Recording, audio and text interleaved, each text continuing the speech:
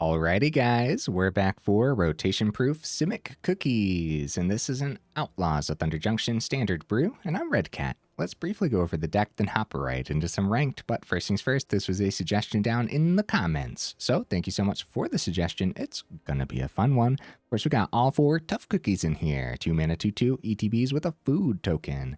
Has that bottom ability where it in and of itself is a food, and then that middle ability where 2 and a green, target non-creature artifact you control becomes a 4/4 artifact creature until end of turn, which happens to be pretty decent, man.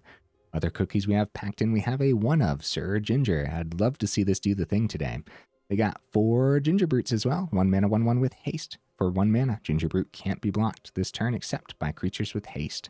Pretty good ability. The bottom ability is a food ability. We have other powerful creatures packed in like Teething Wurmlet, all 4 of them, 1 mana 1/1, has death touch as long as you control 3 or more other artifacts, or 3 or more artifacts. That should be pretty easy in here, honestly. And then whenever an artifact enters the battlefield under your control, you gain 1 life. And then if this is the first time this ability has resolved this turn, you put a +1/+1 counter on Teething Wurmlet. You have a little bit of a +1/+1 counter theme packed in here.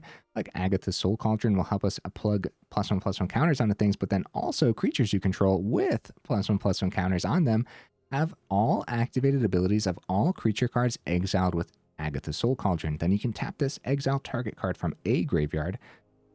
When a creature card is exiled this way, you put a +1/+1 counter on a creature you control.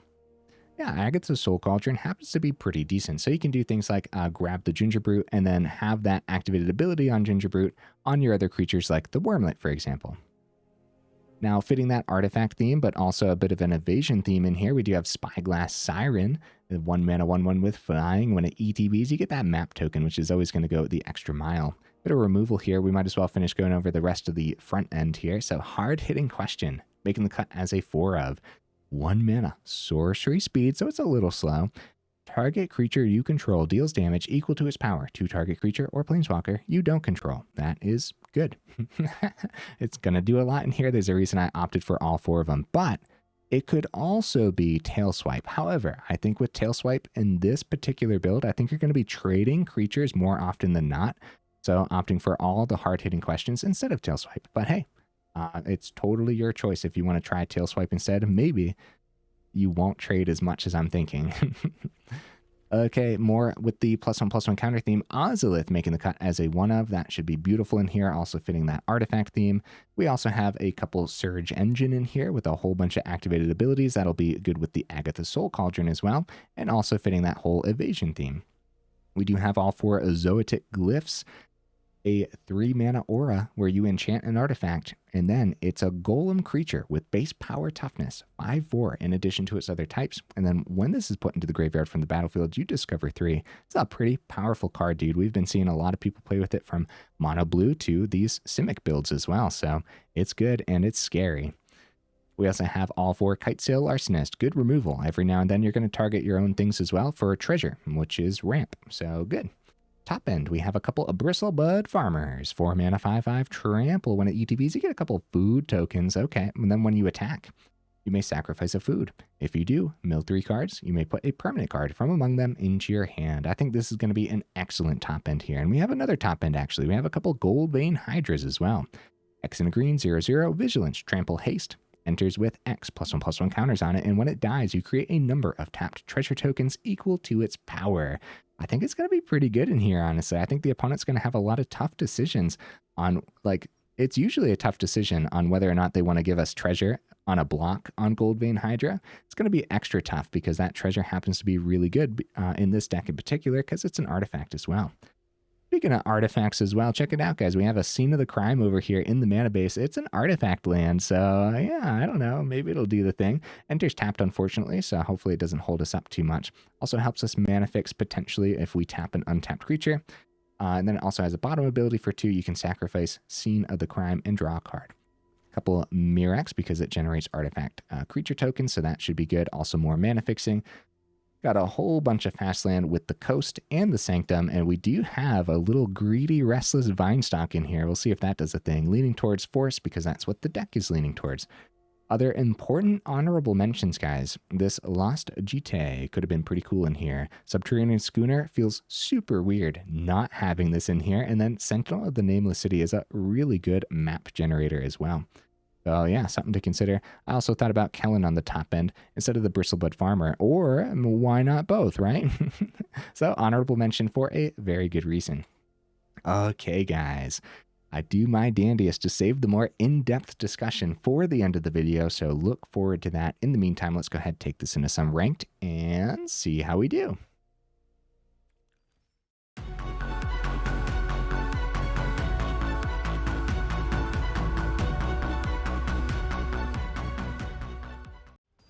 Right into that first game. What am I expecting from the list? I think it's gonna be good. I hope it's gonna be good. Hard-hitting question, Teething Wurmlet, a couple mana. We could start with the tapped land. This is not a great hand. This is not a great hand, right? I don't think it is. I'm gonna mulligan. I'm not gonna be too greedy with my mulligans today, or my starting hands, I should say. Okay, we'll keep 6 and send the Vinestalk. Mago! I thought they dropped hello. I thought they were being nice. I was getting ready to drop the hello. We'll get the Wurmlet down. Tough Cookie was a good draw. This is a really good hand. I'm really happy that we mulliganed. Yeah, I just got done recording the Boros list from yesterday, so we're overdue for some victories. I don't want to risk it by keeping risky hands. Well, speaking of Boros, interesting. A Lightning Helix is something that the opponent could be playing. Probably Tough Cookie for the turn. We do it before combat because it definitely affects the combat. We have a decision. Do we want to not swing because Elspeth's Smite exists, or do we just want to go for the swing?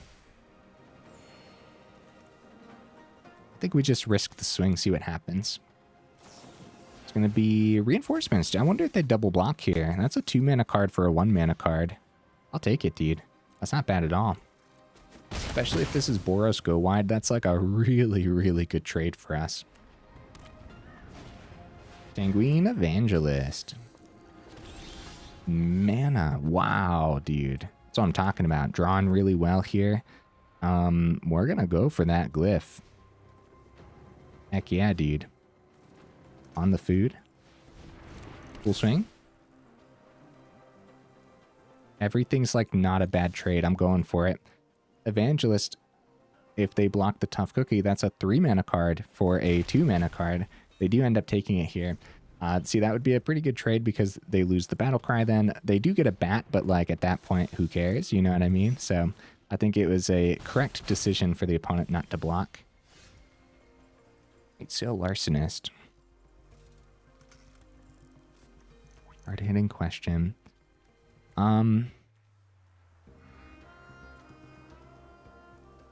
see if they block anything here and go from there. I think we're going to have to be very careful. But Larcenist is probably the play. Take out an Evangelist. If they play Case, though, luckily Larcenist just turns it into a treasure, so they won't get the ETB on the Evangelist again. I have a bit of ramp, but I don't think ramp is what Boros wants. This is a good example of a turn where the Tail Swipe's instant speed could have potentially come in handy depending on where they end up blocking. So we get some blockers down for the air, and we're going to take the Evangelist out of one of the Evangelists out of the equation. We're going to submit 0 on our side as well. We don't want them to double up on Battlecry here to get over the Larcenist, but they could also easily play War Leader's Call or anything like that. But Larcenist was probably the play. Wow, another Evangelist from the opponent. Chump blockers for days. They use the treasure, get a recruiter down, haste to everything, battle cry to everything. We're dead? What a turn from the opponent, dude. Holy cow. All because we ramped him. I mean, I wasn't expecting Evangelist number 3, but I don't know, man. I was feeling pretty good there, to be honest with you. That's brutal, brutal stuff. What a crazy line of play. The double battle cry, the haste on the recruiter. Now they had 5 mana, which is actually pretty surprising for Boros as well. Generally speaking, you don't mind ramping Boros a little bit. But I mean, maybe I'm wrong about that statement, right? Maybe we do mind. So if we didn't play Larcenist, would we have been safe for the turn had we just went for a hard-hitting question on one of their evangelists? Yeah, we probably could have survived the turn, guys. I don't know if we want to blame the deck there. We might want to blame me and my order of things, because hard-hitting question on one of the evangelists would have meant that they wouldn't have got the treasure. They would have gotten a bat instead. That would have been their 3rd bat at the time. Then they had Evangelist from hand, but they would have only had 5 mana, so they couldn't have given it all haste with the recruiter. But we didn't know they had any of that extra stuff too, so I don't know, man. Tough decisions. Great hand. Really great hand. Anytime you see this curve, like Wurmlet into Tough Cookies, just so simple and so powerful. I'd love to see this Goldvein Hydra do something today. Hard-hitting question. All right. I'll get the coast down with the cookie. And then swing with Wurmlet.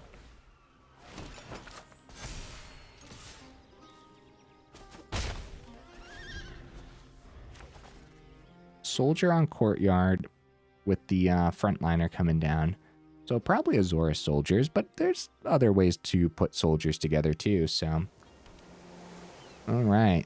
Thalia is going to be a pain in the butt. We're going to take that out immediately with this expensive hard-hitting question probably.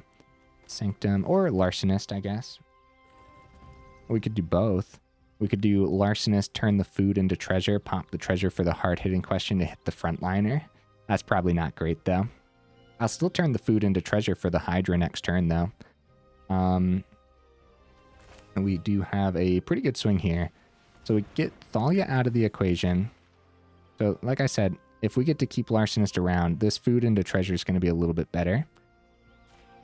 Thalia out of the equation means we have a swing.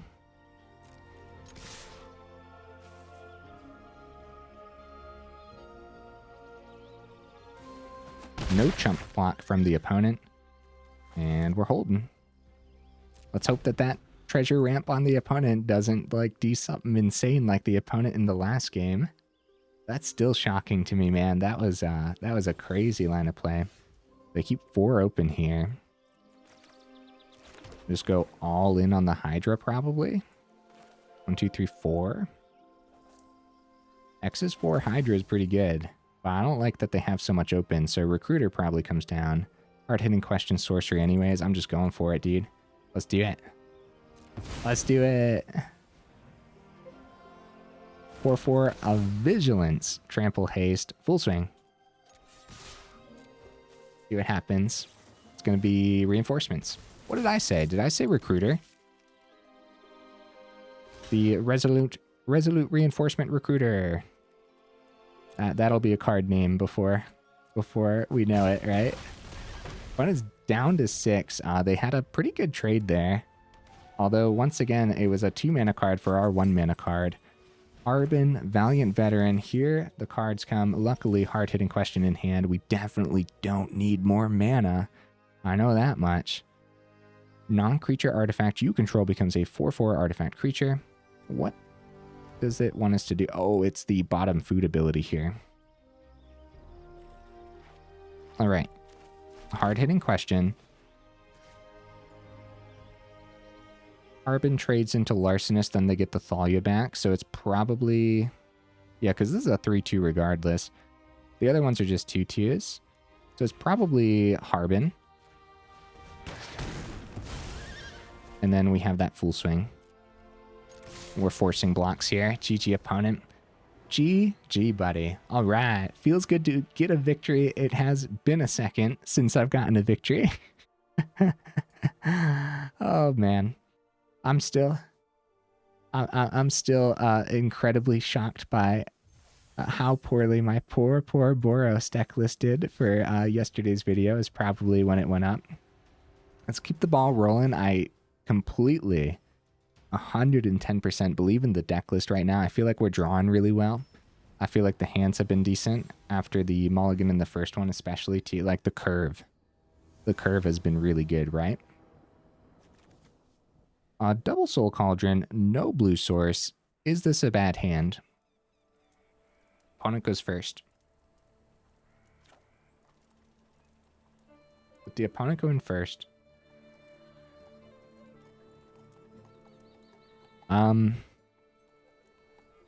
Yeah, it's like I said, I'm not going to be risky with the hands. I'm going to drop the mulligan. I think we can do much better. Ooh, drop a land. Okay. Okay, and I'm going to drop the pain land since the opponent's going first here. The amount of explosive aggro has been getting out of hand, guys, so... Golgari! Holy cow, we might have a second for some setup here. They went first. So, I was anticipating just some explosive mono red or something. But outside of mono red, we've been seeing a lot more explosive gruel and stuff like that too. So Deep Cavern Bat is a great tempo play. Hit the Sir Ginger, I would say.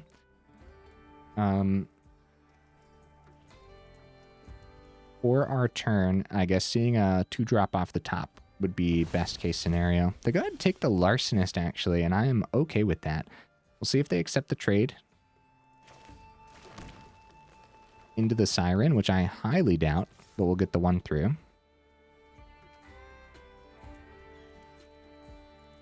And we don't want to pop the map token because that glyph was a really good draw. Sir Ginger.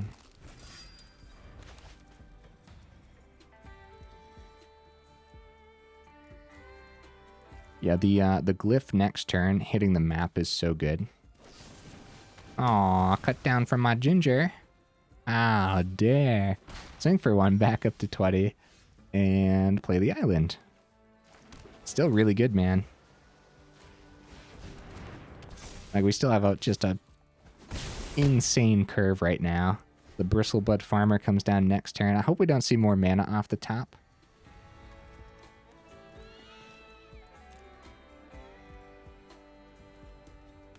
Uh-oh. The opponent might have missed their third land. They might just be waiting for main phase 2 here. They missed a land, guys. We do see more mana off the top, which is good news for the opponent, I suppose. They know we have the farmer. Let's go for the swing. See what happens here. It's good damage if it gets through. They don't want to... Like, if it's a go for the throw, it doesn't hit the map, obviously, and they want to save it for something bigger than the Siren, so that would be the farmer. So if it is a go for the throw, the opponent's still in this, dude. I think the opponent is easily still in this, even though they missed this mana, but we saw more mana off the top, so we have a higher chance of fizzling out here if they remove this farmer. It is going to be that go for the throat. 2 food tokens, not bad. Any draw other than mana is probably going to be pretty good here.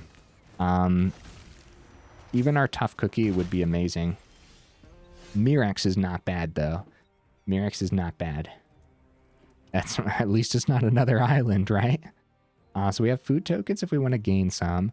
The Tiny Bones, unfortunately, does trade into this, but then we'll get a Discover 3, which isn't bad. We still get 1 in the air, down to 9. The Tiny Bones trade, Discover 3. We start with the Discover. That's not great, though, but how else are we going to get this through? We're not. So we full swing. We accept this trade while it's out there and see what we discover. How do you guys feel about that? That could be pretty risky. Down to 9. Come on, something good. Tough cookie. All right. Too bad we already swung, though. A lot of food out there. Let's get that Mirrex down. That Mirrex is going to start generating for us. And that's it. That's it. We pass it back. Does the opponent find their third? They do. It's a tapped, though. They go for the swing. Tell you what, another glyph off the top would be wild, huh? Oh, hard-hitting question's pretty good too. But we probably just power up 2 of our foods though, right? Probably. We don't know what it is, but if it's another go for the throat, then this should clean up the game. Yeah, GG opponent. So, because if it was another go for the throat, it only hits the Spyglass Siren. Very nice, guys. It's performing. It's performing very nicely. Yeah, the original suggestion down in the comments was cookies, and that was it. And I asked if they meant Simic cookies, because that's the only thing I could think of. But I guess technically you could go like Selesnya cookies and stuff like that too. So, I mean, artifacts in general. But with Simic cookies is what we see more often than not. And when it does pop up, it seems pretty strong. Nope. We've had to mulligan a lot today, unfortunately. But other than that, they've been pretty good curves. This is excellent. I'm probably going to send that forest because we've been seeing a lot of land. Although extra land with Goldvein Hydra in hand is not bad, but we're probably just going to draw more land, right? So, I mean, we have, out of everything else in the deck, we have the highest probability of seeing land. So, yeah, it makes sense to send that. Surge Engine. Nice. I think I play that, actually. I was going to go Tough Cookie, but it makes more sense to get the Surge Engine down right now. Especially with the hard-hitting question, too. Oh, nice. See, this is one of the Gruul explosive lists. Unfortunately, they could get 4 through here. The trample goes regardless. Let's see what they do. They could pop the Scamp to pop the engine, and that's okay. They decide not to, though. They decide that their creature's more valuable right now, which makes sense to me. So we want to go for swings first. I will start plugging mana into that so we can swing. Hard-hitting question is after the swing because they're going to potentially pop our Siren. We can't keep it open at instant. So actually we could go map token onto the Siren, but I'm not going to right now because I'd rather them hit the Siren than my face right now.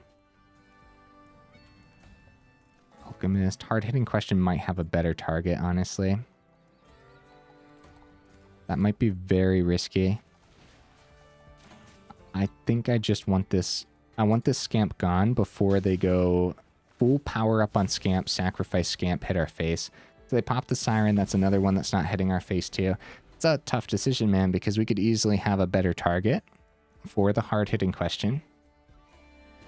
But at the same time, they could easily just explode this Scamp. Like if they played Mana, for example, and they went Monstrous Rage, Giant Growth or something. It all gets through, they sacrifice it, then it all happens again. The opponent just dumped creatures onto the board. Luckily, Surge Engine can't be blocked. So we still get that through if we want. 3rd mana off the top. Not terrible. Tough Cookie generates a food. We can use map token. Start with the map token, right? I'm not going to get the Goldvein Hydra down yet. Mirrex. Oh, okay. That's not terrible. So I'll go for the swing. Down to 12. Anyone's game, dude. Anyone's. I think they could easily run away with this. There's a 3rd. They plot up Alchemist. Nice. Great swing from the opponent. 7-9. We don't have much on this board. I'm going to risk this for the turn. Down to 7. Our 4th mana comes down. We're going to just get more creatures down, unfortunately, for the turn.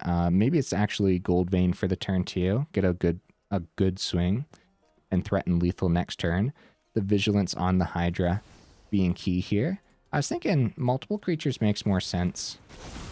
But if we do it like this...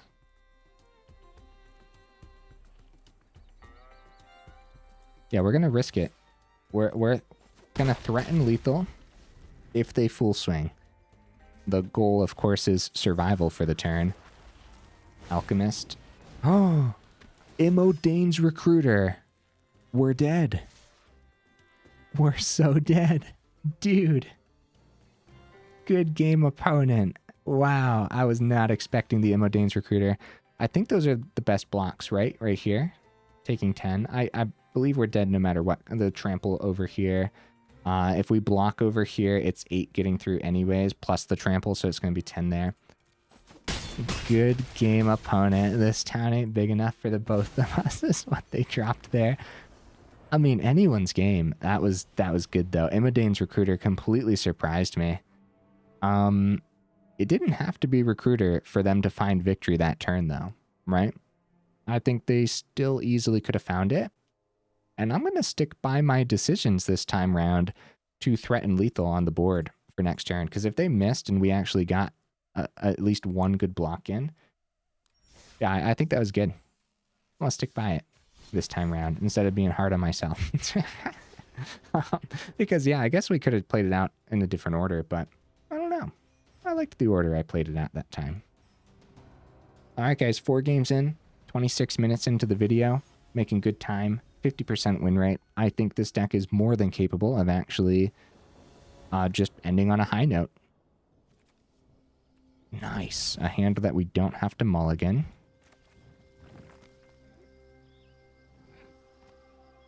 I am going to take the one for the Siren for the turn. Gingerbrute has haste. So I'd rather establish Siren so it can attack next turn with the Gingerbrute.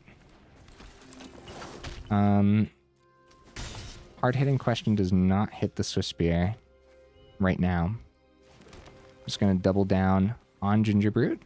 Oh, map token would be okay too.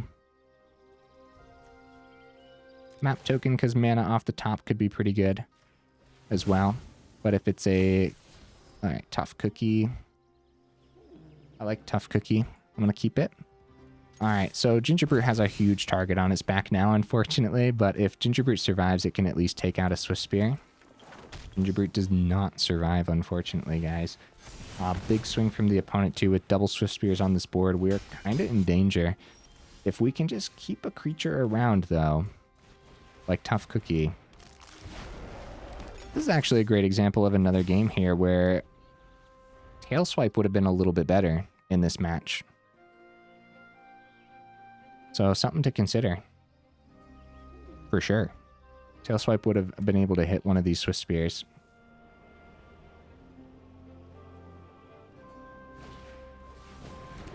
Slick Shot Show Off. Full swing. Guys, we're in so much danger. We're just going to go no blocks and hope that hard-hitting question can land on the Show Off, and hopefully we see mana off the top too. Down to 4. We are very likely dead. This is our turn 3? Wait, really? Is it?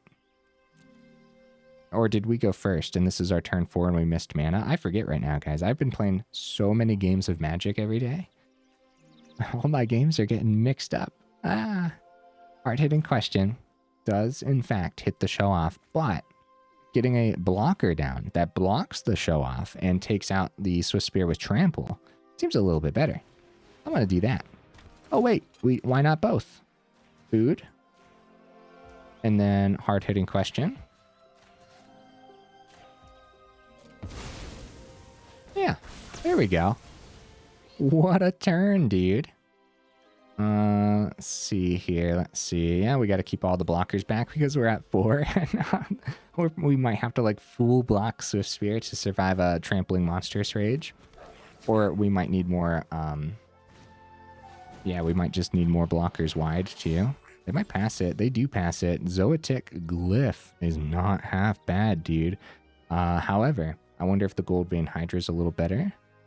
They're tapped treasure tokens if they come in.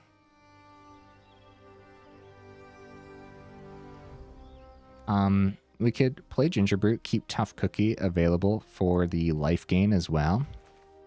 So we establish Gingerbrute.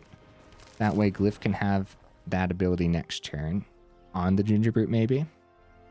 Then we have life gain on Tough Cookie with a block and Gingerbrute, but I'd rather not do that. Ramp there. Larcenist has to stick around, right?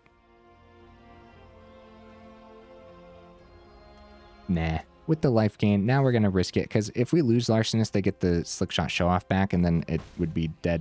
We'd be dead next turn anyways. So we're going to swing with the Larcenist this time round, now that we have the Gingerbrute out there too. Blazing Crescendo. If Gingerbrute dies, we die. If Cacophony Scamp dies, we die, is what I meant to say there. Slickshot Show-Off. They pop the first Show-Off to get the other one down. So, we have some good blocks. We block here, pop the Tough Cookie. We block here to take 3 less. We take 3, gain 3. This is a lot, man. This is a lot. Survival is very tough sometimes. Down to 4. Spyglass Siren.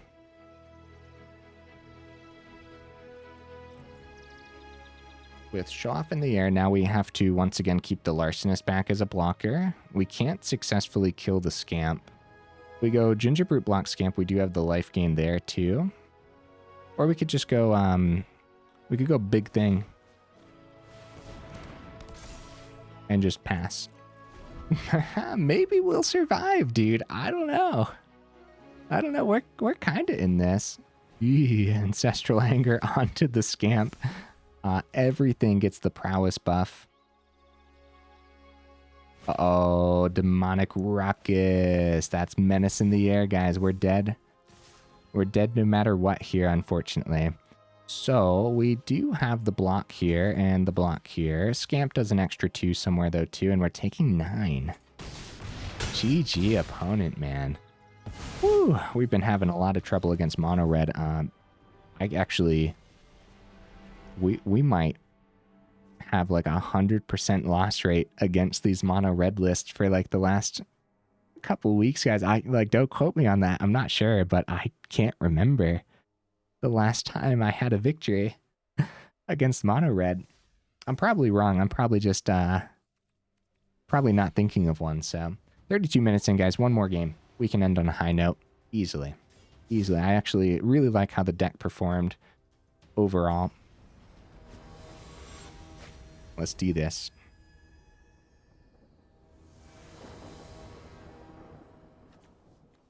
All right, good hand. I'm keeping it. Opponent goes first. That's scary enough, I suppose.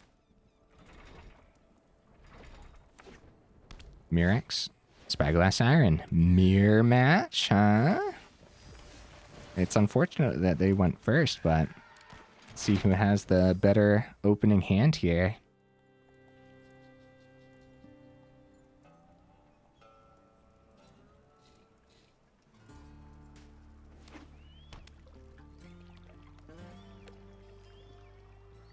Wait a minute. This isn't a mirror match. Underground River. I'll take that block. No, I won't. You can get one through, buddy. There you go. I'm going to value our creatures right now. Soul Cauldron. Not bad.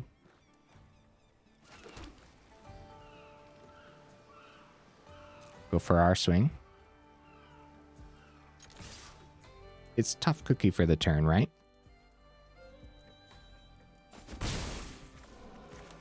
Alright, Tough Cookie.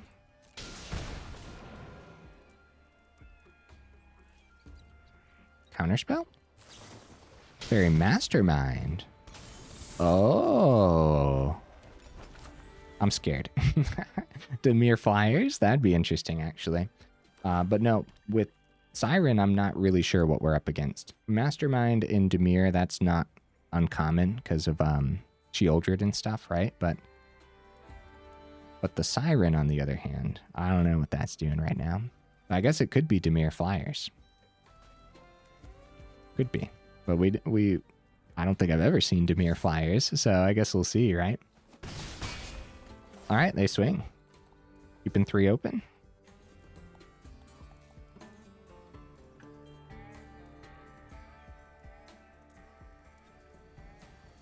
Opponent has me on the edge of my seat this whole time.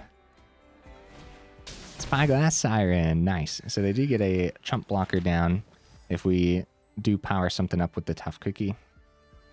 They could pop both of the map tokens this turn. They're probably going to. Creature of the Schism. So what's going on here? What is the Spyglass Siren in here for, guys?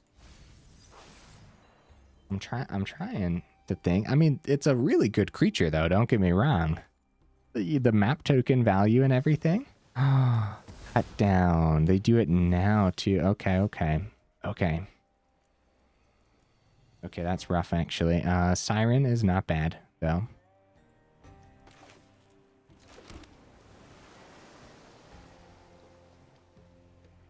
Hard-hitting question. We should take care of that Mastermind while we can, right? Soul Cauldron is not bad, too. So, Soul Cauldron.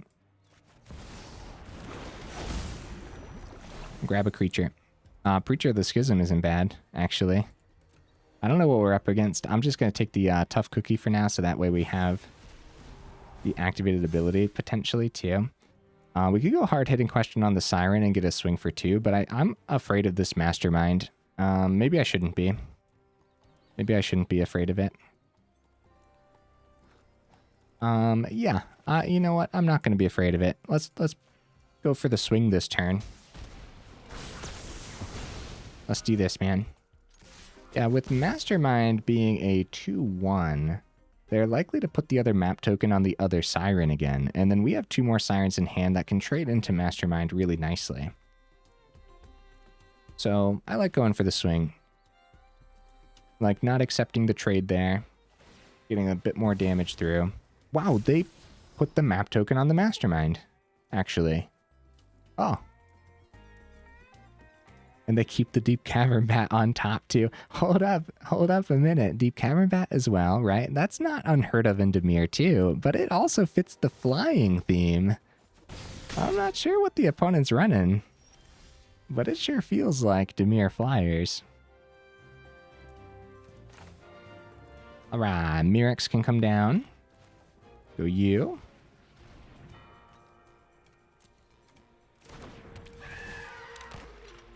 For the Soul Cauldron, I'm going to keep it open for their turn. I'm actually getting pretty afraid to swing in here. So something I am going to do for the turn, though, is I am going to get both Spyglass Sirens down. And we're going to activate both map tokens on the Sirens separately here. Depending on what's on top, of course, too. More mana, I would say, would be unlucky, as we have a lot of mana already. Yeah, we're going wide with our Sirens. Spot removal could be in the opponent's hand. We do see more mana on top, unfortunately, guys. Luckily, the map token's getting it off the top, so we have better chance of seeing a better draw here.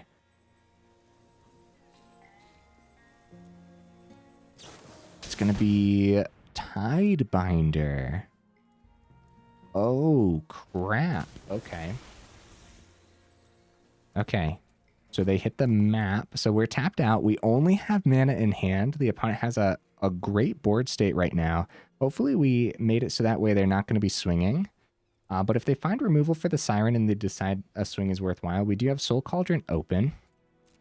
And we're going to keep it open for their turn. We do have a swing, though. I am going to swing. Since we have 2 other Sirens, I think we're okay. I was going to say, like, maybe they pop the Siren. But we are kind of an aggro deck, so we really got to go for it. Deep Cavern Bat not hitting, luckily, I guess, right? I guess I still would have preferred not seeing land there, but...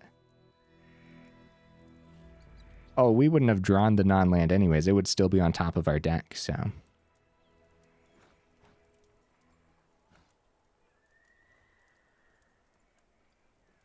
Opponent is thinking. Let's see it. They do go for that full swing. We're going to start with the Soul Cauldron. We'll take the Preacher. They have one card in hand, guys. It could easily be spot removal for wherever we target. I mean, so far, so good for what the opponent has had.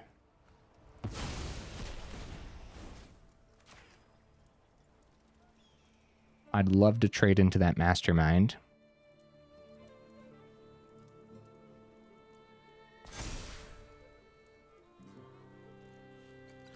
We could trade into the Siren as well, or just take 4 here. I think we're in danger. I'm going to just take the 4. Keep our extra creature back. Oh, they go for the cut down. That's not good, guys, because they get to keep the Fairy Mastermind. We find land off the top, guys. Oh, no. Okay. We don't want to forget that Agatha's Soul Cauldron also has that ability. We can power up artifacts if we need to, which could be pretty good on the opponent's turn. Let's start with map token, see what happens. Bristlebud Farmer actually isn't that great right now, right? We don't want to pop the food, but we could. Bristlebud only blocking on the ground. It might be okay. A couple more food tokens too. I'll keep it. They know we have it though, so hopefully they miss on their draw, right? Because this hand is not great. I'm gonna just play the forest though. We have 4 open. Being at 6, the opponent's at 12. We have to keep it. We have to keep at least 1 back, right? Because we plan on powering up the food. And if the opponent sees removal, they see removal. So, yeah, I guess we'll see what happens. At that point, then, too, we might as well go for more damage, right? We'll take this, put the counter on the Siren, see if they block. Because if they do, it's not a bad block for us. If they don't, going down to 9. Come on, guys. We can totally end on a high note here. Come on. Come on. Just be a land or something, right? With Bristlebud Farmer, it's a land. All right, guys. We're in this. We're totally in this. I wonder if the opponent risks the full swing. They go for Mirrex token on their turn. They have nothing else in hand. They're just like, you know what? I don't want this to hold up this whole time. All right. They full swing. So we go. Activate. Power you up. Great blocks here, guys. We are trading. Wait. Maybe we can get rid of the bat in this. When it's at 9, we have 9 on the board. So we take the 4 down to 2, right? We make sure that everything survives. This can't block. And we power up you. And we might as well go for the 10, right? Tasha's Tidebinder. Go for that swing. We got there, guys. All right. Oh, good thing we powered that up. They gained 1 life with the bat token. I was so excited to win that I wasn't even looking at the opponent's life. Oh my goodness. Got back up to a 50% win rate. Yeah, they gained 1 life from the bat, so we needed the 10, so the Soul Cauldron was huge there then. Very, very good stuff. Still don't know what the opponent was playing. Guys, let me know in the comments what you think the opponent was playing. What kind of Dimir list was it? Because it was kind of neat. I liked it. Dimir creatures? Can't complain about that, right? Look at that. Getting all the quests done for the day, too. Let's go over this deck list one more time, huh? Because we played a bunch of matches. Here's the deck list again, guys. All right. The opponents have really been bringing it to the table, man. My rotation-proof deck lists have been struggling, to say the very least, right? These rotation-proof lists have had a horrendous overall deck win rate, and I've been, like, the last couple weeks, I've been like, oh, it might be me, honestly. I feel like I haven't been playing really great Magic this, like, last month or so. I feel like I've been making a lot of mistakes and just kind of getting a little too hasty with it, so I'm going to do my damnedest, especially when the new set comes out, once rotation comes around, to slow down, focus in, do my dandiest, I suppose. Guys, while I have you here at the end of the video, make sure you check out that description where we got that Discord link, as well as that Patreon link too, if you're interested in supporting the channel that way. The Patreon really does go the extra mile. So thank you to all my beautiful patrons. And also thank you again to the comment who suggested this list. I liked it. Like I said earlier in the video, the suggestion was cookies. So I went with Simic cookies, and it seems pretty powerful, man. I like it.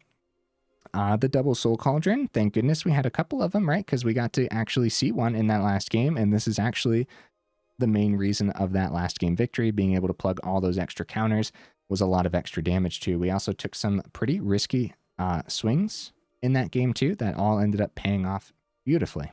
Very good stuff. Okay, what would I change about the list? Is Bristlebud Farmer too greedy on the top end here? If we take a look as well, we only got 22 mana, guys. The flooding was unnecessary and unlucky today, I would say, at 22. I wouldn't go down any. I wouldn't go up any. Guys, if you go down to 21, like, you're going to miss your third on 3 when you really want 3, and that's going to be pretty sad. I mean, even at 22, you're going to miss your third on 3 sometimes. But my point being is this deck very much wants mana on the board. It doesn't want too much mana, but it very much wants the mana on the board. So I think 22 is a nice sweet spot. Wouldn't go up any, wouldn't go down any. Although you could consider dropping like the Restless Vinestalk maybe. And the Scene of the Crime is potentially on the chopping block too, because the deck is trying to be pretty fast, but only 2 tapped land is not bad for the deck list. And every now and then that artifact land is really going to come in handy.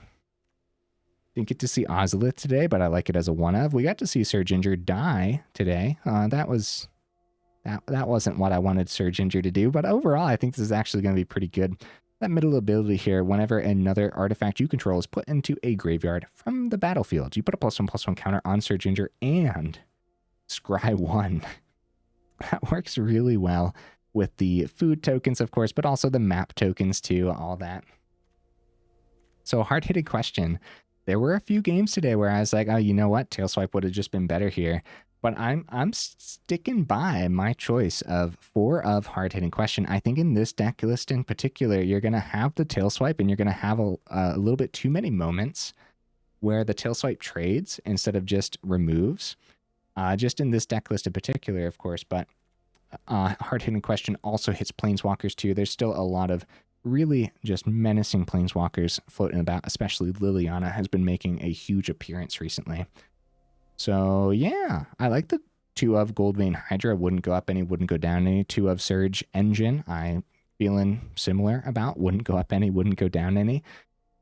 Teething Wurmlet, I wish this would have made an appearance against some of those aggro matches. I think that extra life gain would have went the extra mile, so much so that I think it would have pushed it in our favor, actually. So I like this one, man. I think it's pretty good. Probably could have piloted it much better as well. And like I said, the opponents have really been bringing it to the table, man. It's really been feeling like if they need it, they have it type of thing, right? Like if it has to be double Monstrous Rage for the victory for the turn, it's the double Monstrous Rage, you know what I mean? So we could call that unlucky, or we could just say like, well, our deck could have prepared better for it as well. So really depends. Let me know in the comments, though, for sure. If you made it this far into the video, for real, y'all are champions. Thank you so much for being here, and I will see you in the next video.